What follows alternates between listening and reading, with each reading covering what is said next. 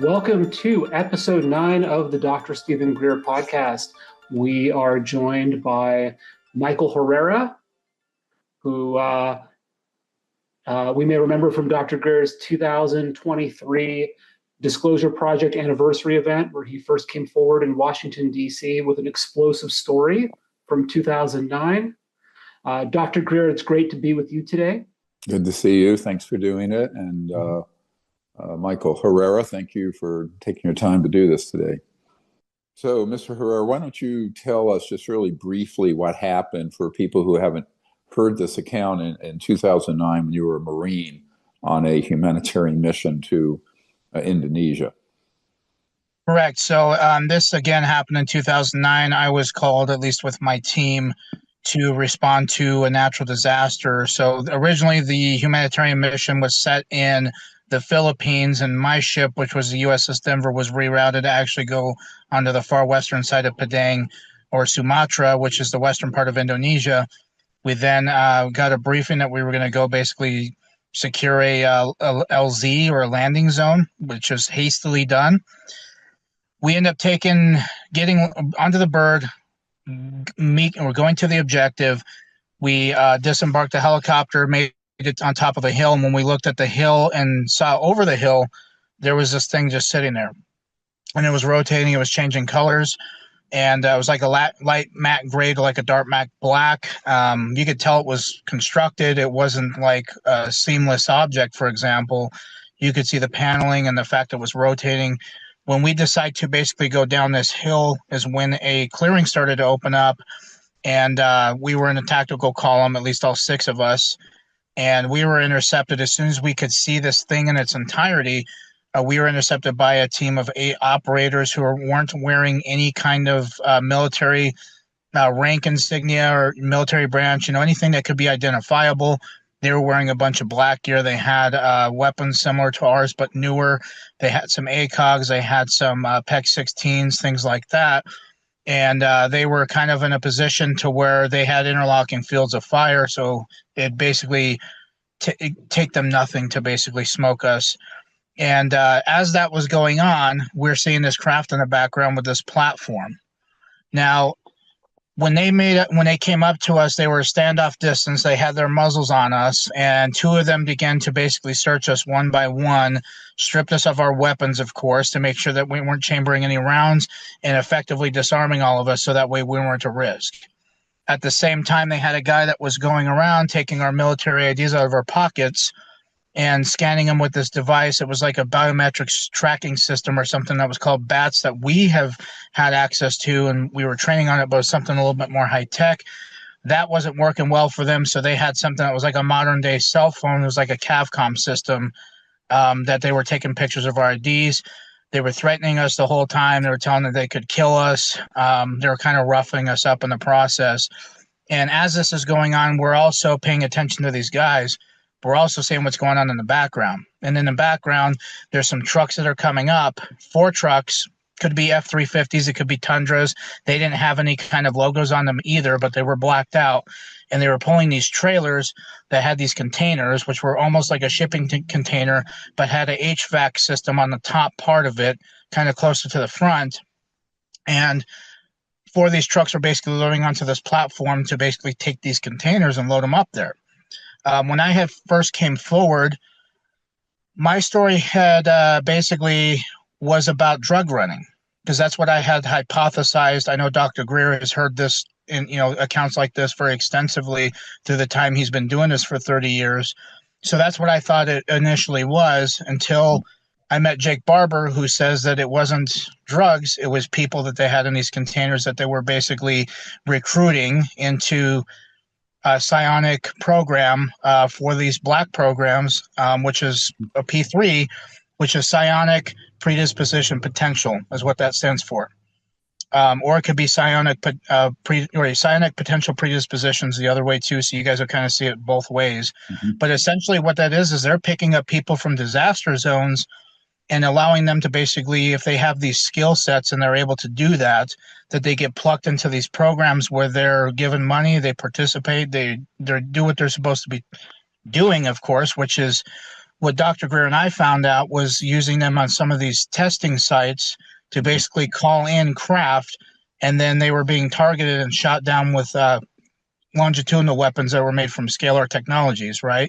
So faster than the speed of light, that was taking these craft down, and that's when Jake's team would basically go recover the vehicles with the occupants in them and take them to a secured location. Right, and those were extraterrestrial vehicles or non-human. Yes. You know, one of the interesting things about that is we can, you know, show the schematic. You know, didn't you say you thought that was about 300 feet across, that craft? Yeah, 300 feet is what I estimate, you know, and it was pretty big. I've never seen anything that big that can move just like that. I mean, it was silent. It didn't make any noise, didn't break any sound barriers. It didn't disturb the vegetation. It was very creepy. And as far as the construction, you could tell it was man-made. Right. It had paneling on it. It had things that was like constructed out of an aerospace program. I mean, you can tell that it wasn't like a one solid piece. It just looked very abstract, but it looked something that was basically like a what you would see in a classified program. Right. And why don't you describe also how you guys saw it take off and the speed of it? Right. So they were kind of close to getting wrapped up on searching us. And I only counted 4 trucks that were basically coming up and going onto that platform with these containers on them. And as soon as the last truck, basically, I don't know where the trucks went. I don't think they stayed on that platform. They could have driven off on the other side, because I don't remember seeing the trucks on that platform. But all of a sudden, something caught my eye in the background, and the platform that they were driving onto levitated off the ground. It met the craft halfway, became to one solid piece. Then it moved up past the tree lines. As soon as it moved past the tree line, it shot over to the left towards the ocean, you know, thousands of miles per hour instantaneously without any kind of, you know, rotor wash, exhaust wash, nothing to disturb the trees or the coconuts, no sound barrier broken, you know, with a sonic boom. There was nothing that this thing could essentially elicit that it was there besides seeing it visually. You couldn't hear it. You know, it was weightless, even though it was sitting there hovering. It just seemed like it was weightless, even though it was set in stone, if that makes sense. Yep. And this craft is a more modern version, let's say. If you look at our archive, the Disclosure Project Intelligence Archive, epiarchive.com, you can go and look at this. There's something was initially called the ARV, Alien Reproduction Vehicle, from the late 50s, early 60s. And there were 3 of them seen in a hangar at an air show in California at Norton Air Force Base, which is now closed. And there was, there was the little one that was about 25, 30 feet across. There was one that was about 50 feet wide and one about 100 feet.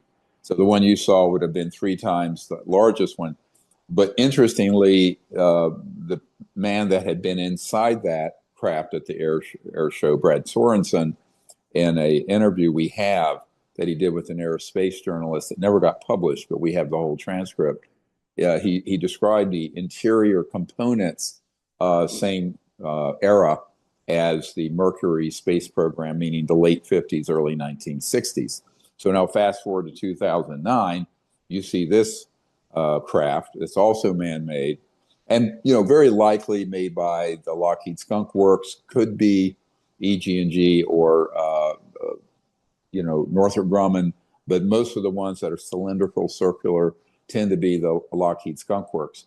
And by the way, you're the only person I've ever heard about who's been that close to a mission like that, where they're trafficking in people or drugs that have not been killed.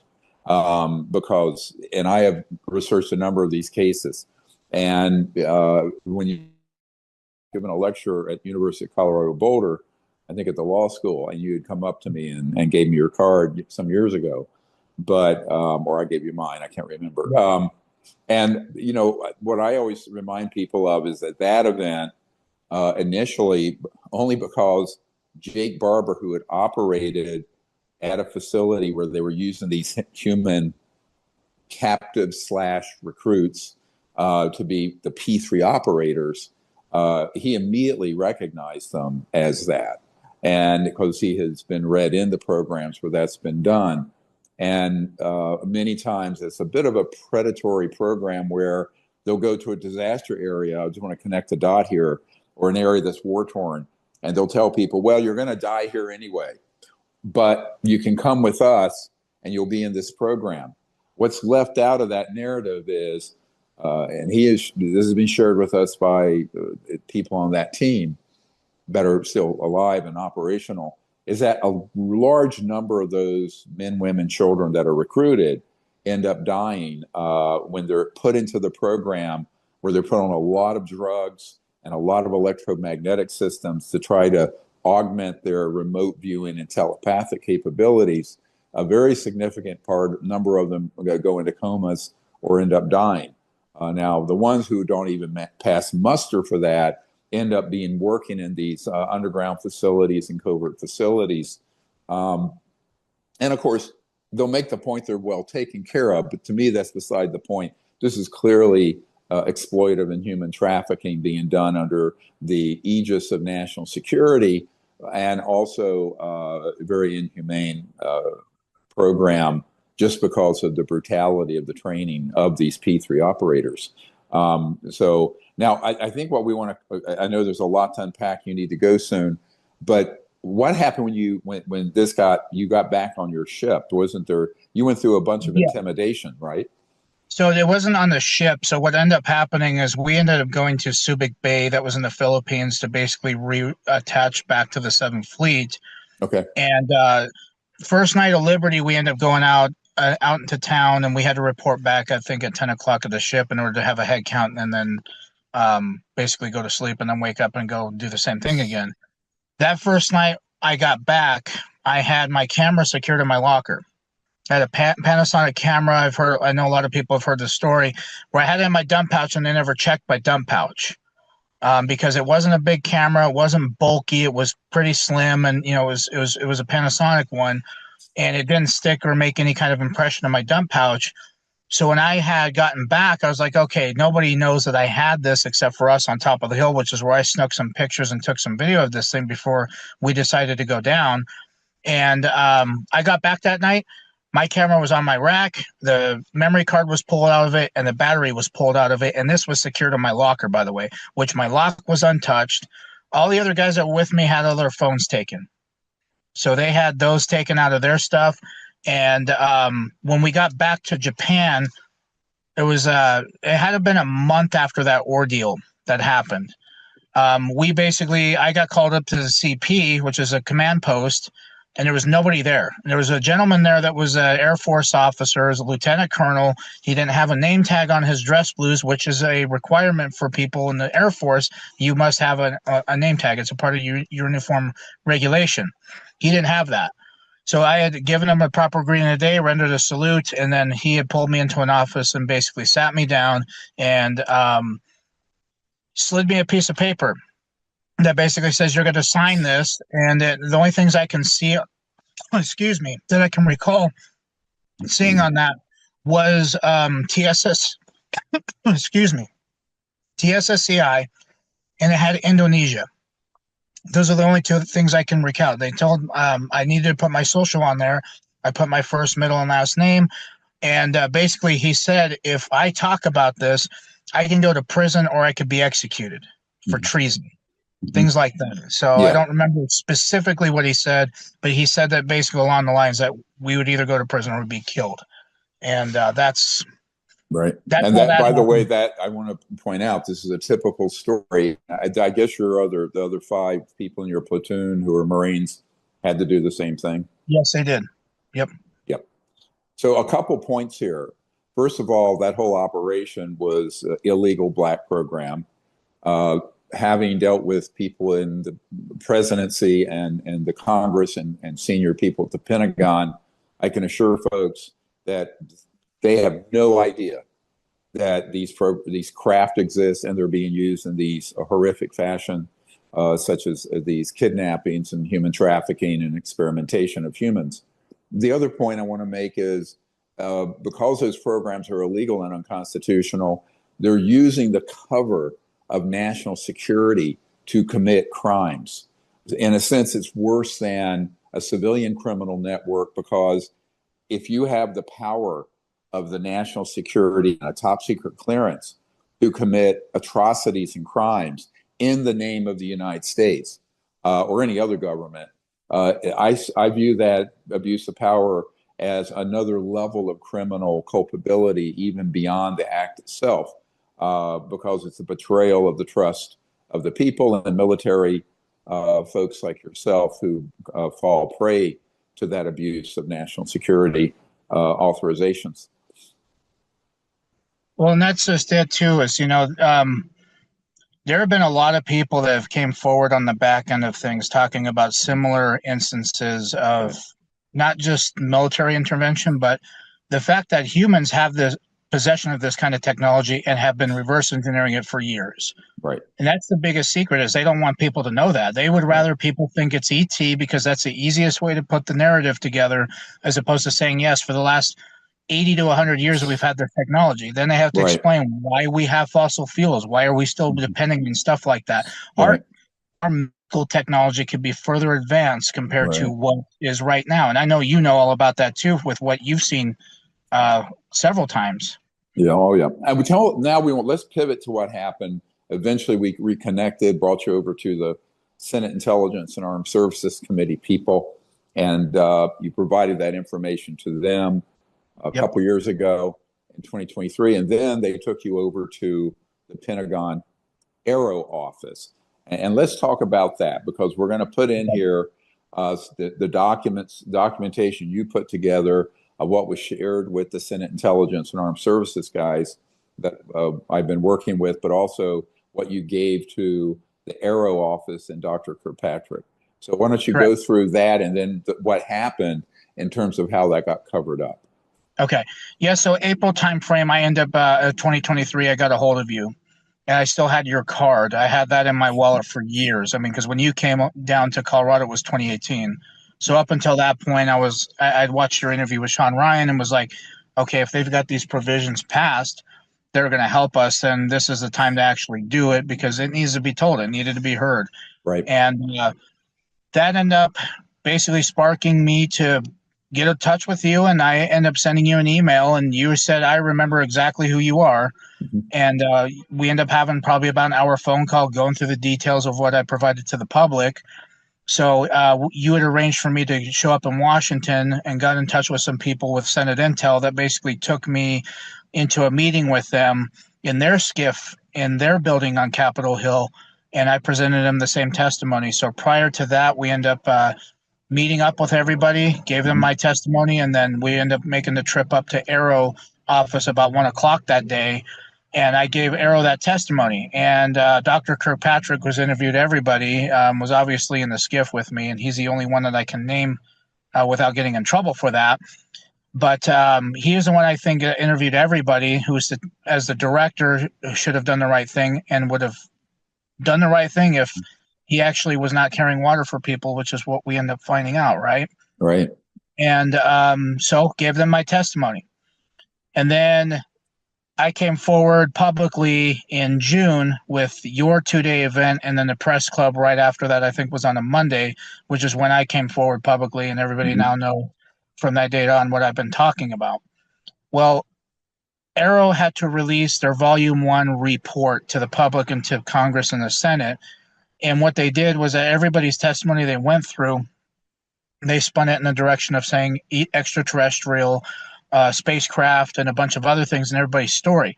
Now, for me, when I saw that put out, I had a lot of people reach out to me and said, you never said once that it was an extraterrestrial spacecraft, and you never said it was U.S. Special Forces, which is true.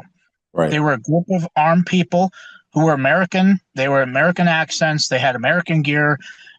Their tactics were pretty on par with special operations, but they were not special operations. They weren't SEALs. They weren't MARSOC. They weren't recon. They weren't anything like that. So when they decided to put the report and spin all of our stories, that is when I was like, okay, that's obviously a cover-up. That's criminal. Right. That is what they told Congress, the same thing. Right. As opposed to what I had said to them specifically, as well as to everybody I've talked to about this on a government level, they all know what I said for a fact, because I said it right to their face. Right. Excuse me. Sure. So I decided to say, you know what? How about I get the documentation of when I testified to Arrow? And that's exactly what I did. And it took them 2 months to get it to me. I had asked it for an email, and I'm thankful. One of the guys that works for Arrow, he's a really good guy. He's made this pretty easy for me. But under Dr. Kirkpatrick's guise, this thing was not suitable. So I had published my memorandum for record, or MFR, on all over the website. I gave it to you, Dr. Greer, as well. Mm-hmm. And everybody can see the discrepancies from what the Volume 1 report talks about to what my MFR actually talks about. Right. That in itself is a crime. That is a federal crime. Right. And here's what's happened. So I want to connect that story that you just shared very succinctly to what's been going on for 3 years of my involvement, bringing people up to Capitol Hill. Now, one of the things I did deliberately, Arrow didn't know that a number of these whistleblowers and witnesses were coming through the Disclosure Project network from me to Senate Intelligence and Armed Services, and then from there over to Arrow. The reason I did this instead of going straight to Arrow is that I knew that we needed to have documentation as a check and balance with the people who are honest brokers trying to get to the bottom of this, who are the chief investigators at Senate Intelligence and Armed Services, before this got whitewashed and covered up at Arrow, because I knew they were dirty. I knew that from early on, and corrupted. And so what that did was that, and we can show this in a moment at the on screen, Mazzola, is that there was a letter written from the chair and co-chair of Senate Intelligence Committee, basically reprimanding Arrow and Kirkpatrick for not reporting things back faithfully to the Oversight Committee. And we have that letter. And it was a result of us, not just your case, but multiple other people who had very clear testimony. Some of them were regarding extraterrestrial events and craft, and others, like yours, were not. And they would sanitize it or flip it around and try to either discredit it, or actually, in the case of one man I know, completely sanitized his report. Dr. Kirkpatrick got upset, stormed out of the room. And it was a guy who was based out at the Nellis Air Force Base in Area 51. So I think that one of the problems is that we knew early on that this was going to be a huge issue. We also have, I won't say who, a whole group of whistleblowers who also have evidence independent of this, of criminal activities by Dr. Kirkpatrick in the Arrow office. Now, just so everyone listening understands, the Arrow office and this whole investigation was set up through an act of Congress, literally, to fund an investigation into UFOs, UAPs, and to be set up an office that would be scientific, objective, truthful, and report back to the oversight committees and to the Congress, and in their classified reports, honestly, back to these committees. We now know, and we can prove in a court of law, that that's not the case, and this is why this is being referred to for criminal prosecution with the Department of Justice by my group. So, and I'm saying that here, it's a bit of an explosive statement, but I think that the era when these people can get away with these kind of whitewashings of the truth and spin things, lying to Congress and the American people. Now, it's one thing if they tell a tall tale to the American people, it's unethical.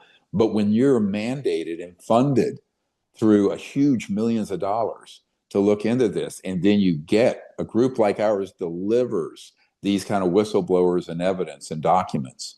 And by the way, our entire archive, terabytes of information have been provided to the Arrow office.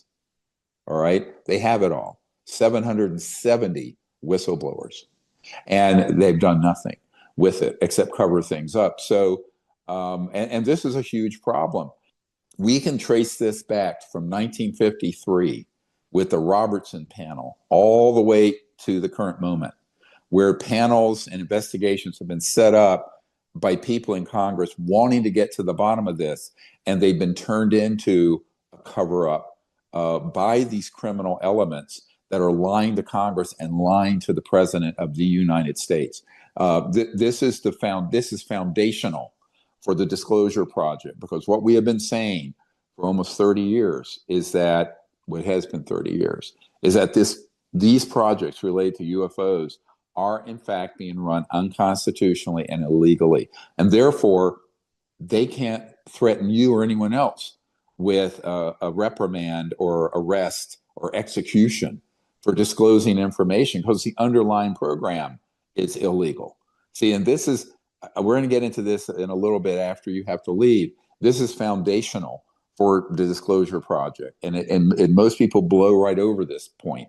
And that is that every single project, that meaning everyone, whether they're an incidental witness like you, or someone working at the Skunk Works, or someone who is a Delta Force guy at a covert base out west, none of them are bound by their non-disclosure agreements, and they are vitiated because the underlying program they've been working on, although they didn't know it, is in fact a criminal conspiracy. It's RICO, it's Racketeering Influence Corrupt Organization.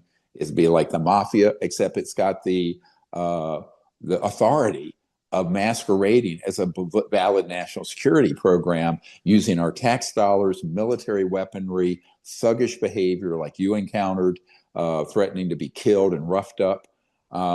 So many people I've worked with and debriefed on this have gone through the same experience you and your buddies did in Indonesia.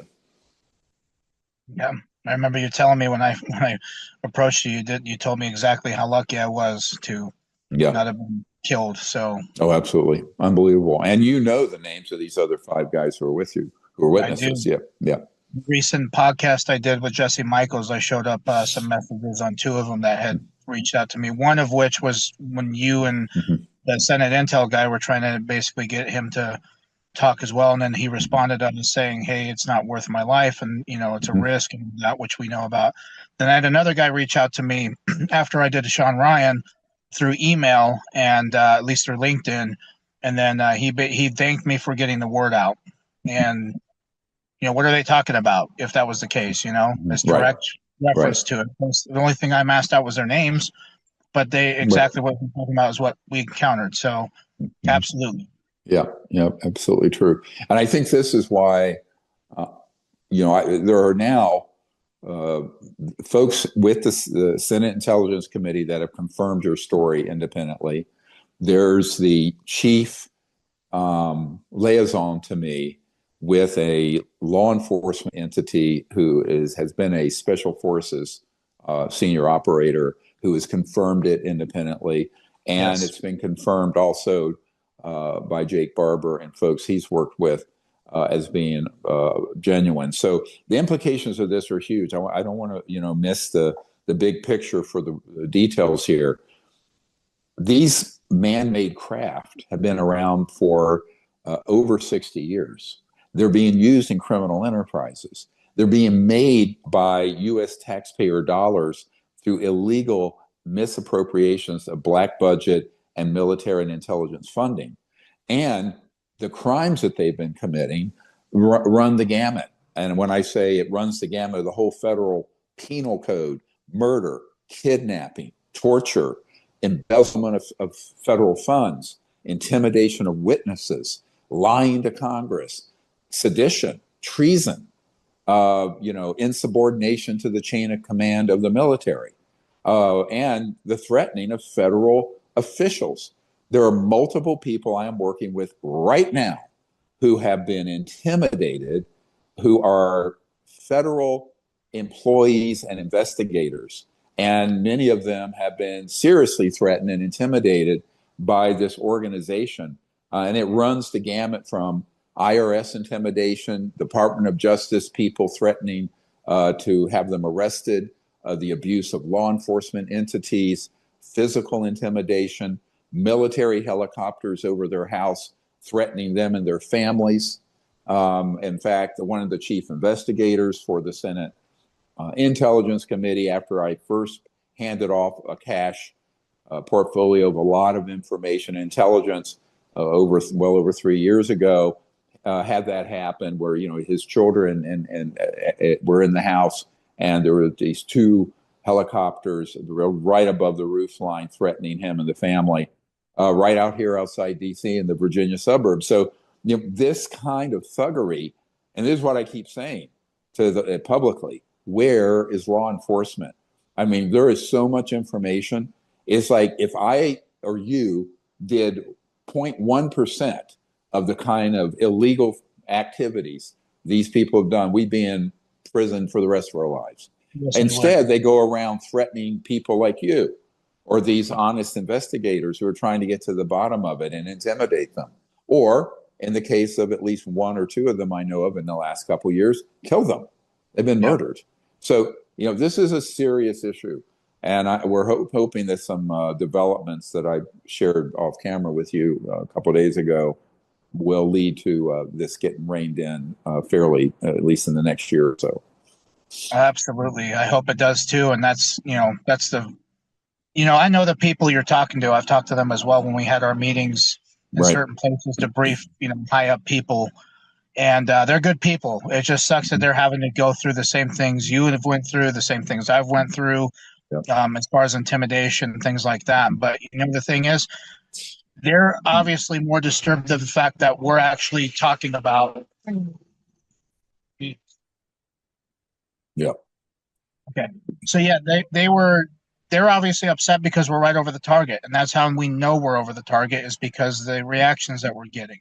Right. And truth is being told, that the light is going to basically turn that darkness inside out, and it's going to reveal everything. And one day soon, and I'm hoping that's what we do, because I'm not going to stop this. I know you're not either, and I know the people that we've been talking to are not going to stop either. Right. It needs to be reeled in. But other than that, Dr. Greer, I've got to run. Yeah, I understand. Well, it was great. Thank you for your sharing this with everyone. And I wanted to connect some of these dots for the listeners and have them understand, not only the case, but the cover up at Arrow and the other events that have happened that are criminal events surrounding that whole case. Yeah. So I was wanting to get a little bit into the ramifications of what I was bridging his experience and what Arrow was doing to the foundation of the Disclosure Project, legally and constitutionally, and never mind morally, and what I like calling inverse witnesses, right? And it's a term that I started using in the 90s after I briefed the director of the CIA for President Clinton in 93. So that was over 31 years ago. And what followed from that meeting were multiple other meetings I want to just briefly go through in the next 20 minutes or so that prove in any court of law that all these operations are illegal, unconstitutional, and in fact are treasonous. And treason carries a fine, United States of execution. It's a death penalty, potentially. So what I'm looking at here for me personally, and this is my journey for over, 32 years or so now, is finding that there are people who are very senior in government, not just here, but in Australia, in the United Kingdom, in Canada, that I met with, who, if the law was being followed, they would know about this subject. Instead, they know nothing. And not only that, if they begin to drill down on it, no matter how high their rank, prime ministers, presidents, senior generals at the Pentagon, they are threatened physically and also with their careers, or they are blackmailed. They can create either real blackmail based on improprieties, or the files will be made up and they'll blackmail officials. So this organization, that I call it a transnational, a criminal organization, TNCO, because it's not just U.S. and it's not international, it's transnational, globally, operating outside the control of normal national governments. And it's also definitely a criminal organization. But because of the depth and the breadth of what we've researched and people I've interviewed, I mean, a few months ago, I met with someone who personally knows and asked me not to name a well-known prime minister of the United Kingdom, who, when he started looking into this, they threatened to kill his entire family and him and told him to back off. So, this is true thuggery. And you cannot claim you have the rights of national security or top secret clearances. And at the same time, break every law in our country or Canada or the United Kingdom or other countries. I'm sure the same thing is going on in France and, Italy and wherever.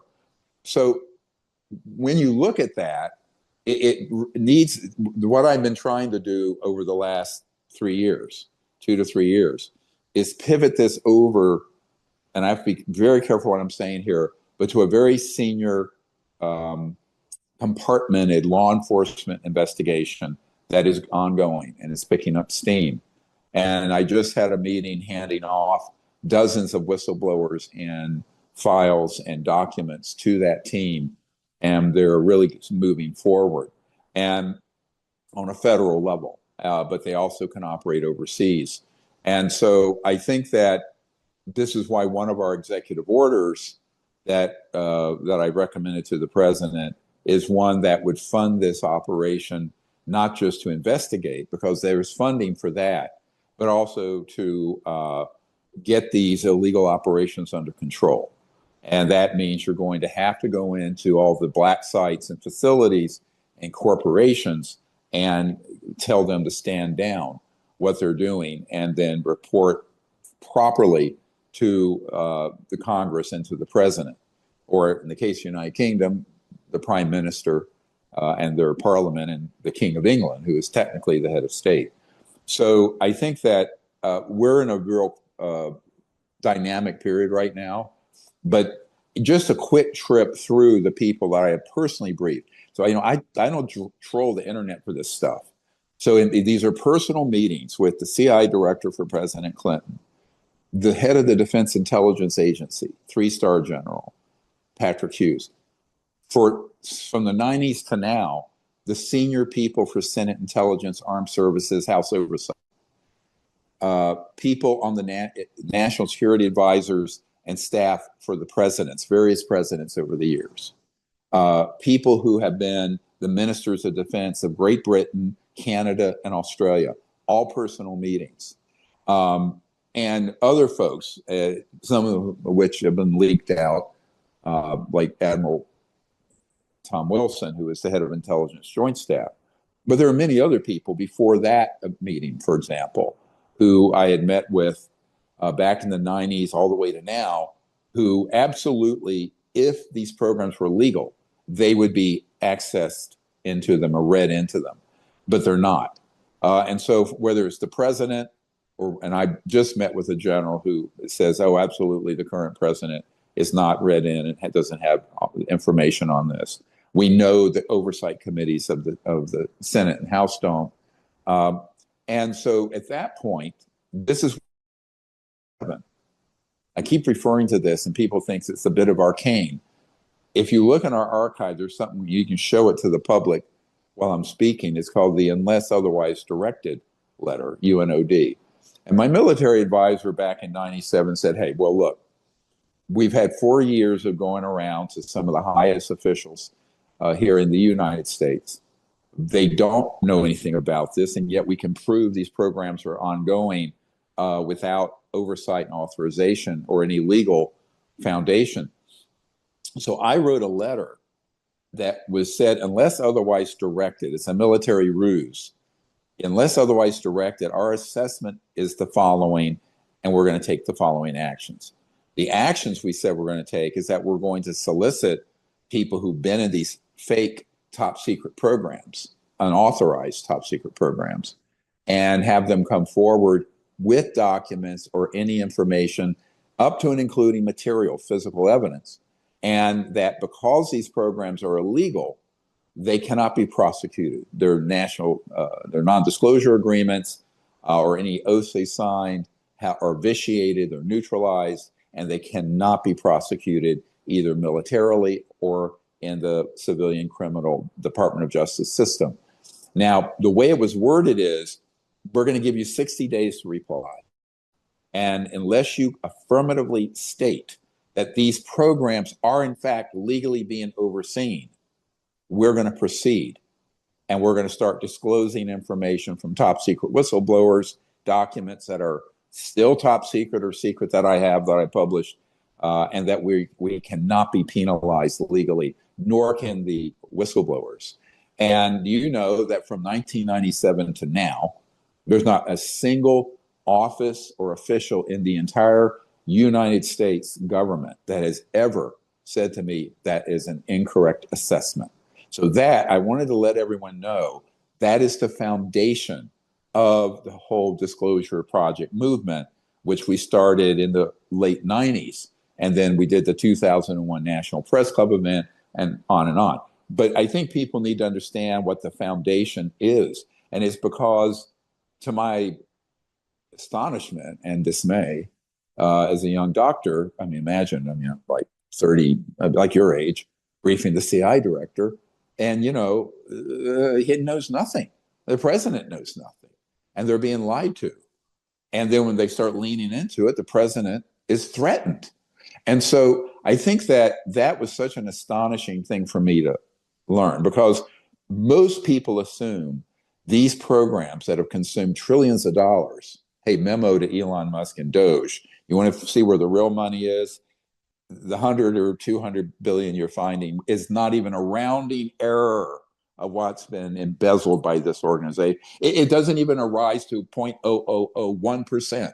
So it's like, let's have a meeting, bro, and with some of your, Doge bros, and I'll say, here's where you need to look if you want to hit pay dirt on the trillions that have been embezzled and are still being embezzled. So I think that, sorry to get agitated about that, but I just, all these things have so much fanfare, and it's like sound and fury signifying almost nothing because they're not looking or doing anything in the right places yet. Now, we're going to put a clock on that. So I'm going to say, I'm not going to say how long. We're going to put a clock on that and see to what extent those efforts really begin to drill down where the corruption is, and also if the Department of Justice and the White House and Congress actually moves in the direction it must go in. Now, there's some developments in the last 2 weeks I can't speak about that would indicate that things are moving in a good direction, right? And my hope is that we'll actually begin to see some real changes with these investigations that are going on. Not what you're hearing about in Congress. I mean, the Congress at this point and the nonsense going on with the people trotting up there telling half-truths, lies, and nonsense. That's not going to go anywhere. But on a level of federal investigation, law enforcement, prosecution, et cetera, there is significant movement because they now realize these programs really are illegal. Basically, what we concluded by 1994, we had concluded these were illegal operations. And now they're going, yeah, they are. And so that's another reason why we're saying a big announcement here. Anyone who has any information on this, corporate, government contractor, military, other government agencies, currently or in the past, you can be fully immunized against all prosecution, no matter what, if you provide full disclosure of everything you know, the people involved, the locations, et cetera. And that is now on the table, operational. I will say that the flip side of it is people who are in those programs or have been in them who do not cooperate can be arrested and charged under RICO, Racketeering Influence Corrupt Organization, as a co-conspirator and as having been involved, even if you didn't know the program was illegal. One of the things about RICO, the left hand doesn't have to know what the right hand's doing. So at this point, I'm telling people you need to come forward. There's protection in place. We will provide you direct to the people who can provide that immunization federally against all crimes and also protect you. But it needs to start picking up steam. I'm making a call and a request for more people to step forward because this is how it happens. So it has to be a big network of people, and it can't be 2 or 3 people. It needs to be dozens, if not hundreds of people come forward from all these different facilities, corporations, highly compartmented operations in the government. Now I'm speaking now of US, but it can be overseas US, right? So it extends overseas if it's the United States, but there is no similar investigatory or criminal pursuit going on in other countries that I'm aware of. If they're going on, I don't know about them. But other countries are watching, right? You have your Five Eyes countries, they're watching. Canada, Australia, Great Britain, of course, New Zealand, less so, but they're called the Five Eyes countries that we share intelligence with. So they're watching. But I think that depending on how this goes here, it would have a sort of an elevating effect for interest that's in the European Union, the United Kingdom, and elsewhere, because they're watching this. At least the relationships I have overseas would indicate that they're watching what's going on here in the United States very keenly, and to see what kind of progress we make. Dr. Greer, what's the relationship between this sort of front-facing effort in Congress? We're going to have hearings. We're going to, pass the disclosure bill. We're going to do et cetera, and this law enforcement effort that you're describing behind the scenes. Are these two totally separate investigations, or are these? Is there some overlap here? They're separate totally, because having been very intimately involved with both. I'm in a very real way a senior advisor and intelligence source for the national security and federal law enforcement on this.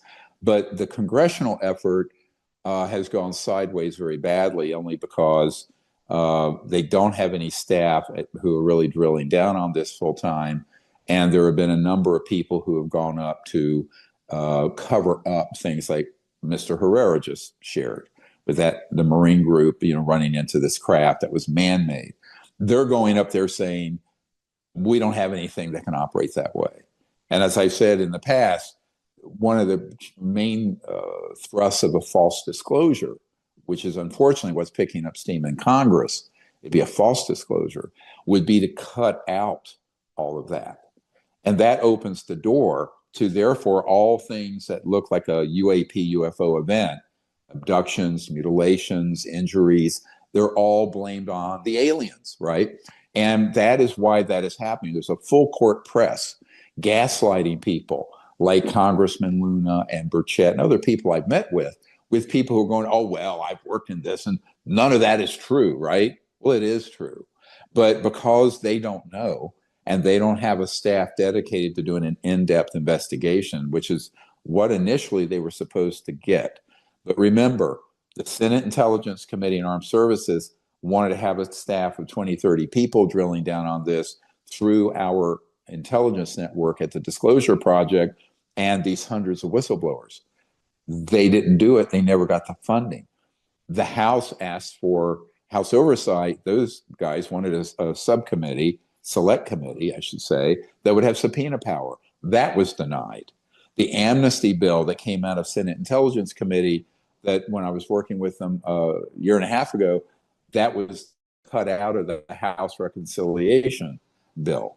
And then they came up with this harebrained idea, let's set up a panel, a UFO panel. Well, I know. Let me tell you how that will conclude before it gets going. It'll be a whitewash redux of the Condon Committee of 69, the Robertson Committee of 53, and the Arrow office that's been going for years, that's been engaging in nothing but the same old, same old. So what's the definition of insanity? Remind me. Yeah, doing the same thing over and over, expecting a different result. Now, the problem is when you have all these new people in Congress just looking into this, they don't have the institutional memory, let's call it, of what's happened over the 60 years I just referred to, from 53 to now, well, it's 70, 71 years, 72 years. So because of that, if you don't know the history, you're going to repeat it and make the same mistakes. But that's another problem, because all these members of Congress are so busy and they have no full-time staff devoted to this issue. So it's very easy for people who go in there who can flash credentials. Oh, I used to work for the Pentagon, like Mr. Elizondo, or I was here, or Chris Mellon, who worked on various national security issues, and say, oh, well, all this stuff. And they're actually perpetuating the myth and the cover-up that everything that you're seeing out there is alien or NHI or whatever the current flavor of the month is to call extraterrestrial vehicles and life forms. But I think that is a real problem because, and that's why most people I know who are whistleblowers and witnesses are pivoting away from that and now are moving over towards cooperating with this increasingly, let's just say, muscled up law enforcement investigation. And that I know that there are now several dozen people we have handed over as whistleblowers that are being pursued. But even that operation needs to get further supported. And ultimately, the really criminal activities that are going on at these facilities, they're not going to stop until there is some kind of executive order standing up under law enforcement, a type of team that would go in and take operational control of those facilities and stand those operations down. And if they don't, they're going to continue to shoot ET crap down. They're going to continue to abduct humans. They're going to continue to kill extraterrestrials. When they're captured, they're kept in underground bases, often interrogated and tortured. I'm talking about the non-human. And so, there's a whole, a plethora of huge problems that have to get addressed. And, prosecuting people is only part of it, or investigating it. The other part of it is that how do you get those under control? And that's the other half of what we're working on. But that's going to require some significant funding and authorization to operate properly, unless through the criminal pursuit, that organization capitulates, right? And that could happen and says, okay, we're going to stop in this way. We're going to start a whole new chapter, which is what a lot of people are recommending. And the other thing that I think is going to happen is that the senior officials that are being blackmailed or threatened, the people doing that need to be arrested very quickly. And I don't want to name who they are. I know who they are. There's a couple in the current administration. There are others that are people in legacy programs that would actually like to come forward, but they are being threatened, or they have blackmail files on them, all kinds of illegal activity. So that kind of illegal activity really has to be stopped. And ongoing. I mean, my whole 30-some years of doing this, it's been one, atrocity after another that I observed or experienced, up to and including murder and intimidation and blackmail and theft and hacking and all kinds of stuff. So I think that, that's making progress. I don't think that Congress has configured yet a properly funded select committee with subpoena power to do anything other than a silly dog and pony show. I've been recommending that they do, but every time that tries to go up, last time I met with Congressman Burchett, he said, yeah, that's not going to happen. There are powerful people in here who are part of this conspiracy, frankly, who are in the Congress and in the Senate that keep batting that down. So I think the best you're going to get out of the Congress until the law enforcement and executive branch moves this forward more aggressively is sort of a bunch of half-truths and a dog and pony show of really no great significance. I'm sorry to be so negative about that, but I mean, that's how I see it, having been involved intimately with the people in Congress